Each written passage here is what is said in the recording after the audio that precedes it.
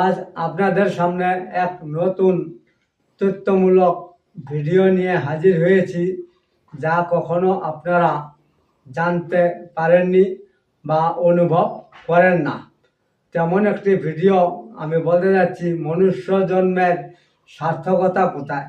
তো মনুষ্য জন্ম মানুষ হইয়া যদি আমরা জ্ঞানের সাধনা না করি, জ্ঞান অর্জন না করি, তাহলে এই মনুষ্য জন্ম বিফল।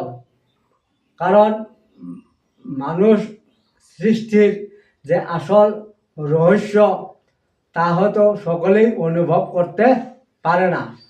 ভগবান আমাদেরকে এত সুন্দর হাত, পা, চোখ, কান, নাক দিয়ে সৃষ্টি করেছে এই কারণেই, শুধু যাতে ভগবানের কর্ম করে আমরা মুক্তি লাভ করতে পারি।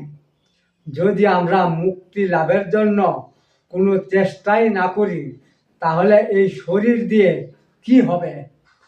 কেবল টাকা অর্জন করে খাওয়া, ভালো ভালো ঘর তৈরি করা, তা তো বৃথা জীবন।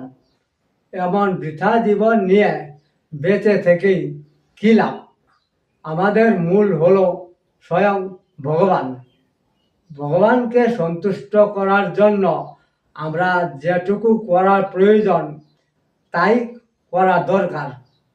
কারণ আমি দেখতে পাচ্ছি যে পশুরাও কেবল খাচ্ছে আর ঘুরে বেড়াচ্ছে, তাদের নিজস্ব কোনো কর্ম নেই, তাদের কর্ম করার তেমন কোনো অঙ্গ প্রত্যঙ্গও নেই, তারা কিছু বুঝতেও পারে না।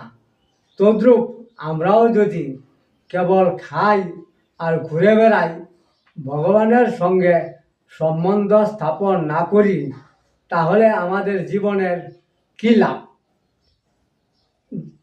এই লাভের কোনো মূল্য নেই।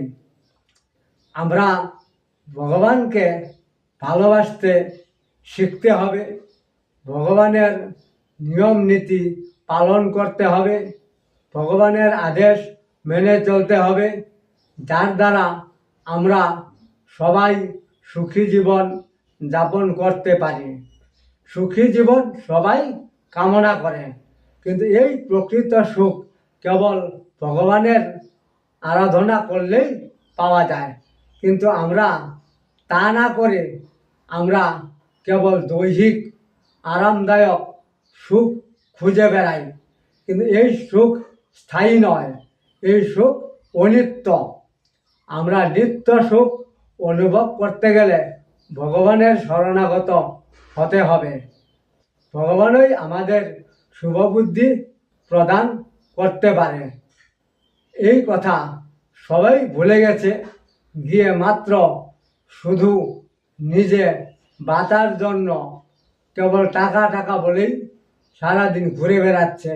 আর টাকার জন্য অনেক পরিশ্রম করতে হচ্ছে, কিন্তু সেই টাকার যে পরিণাম কী হবে তা কিন্তু কেউই বুঝতে পারে না।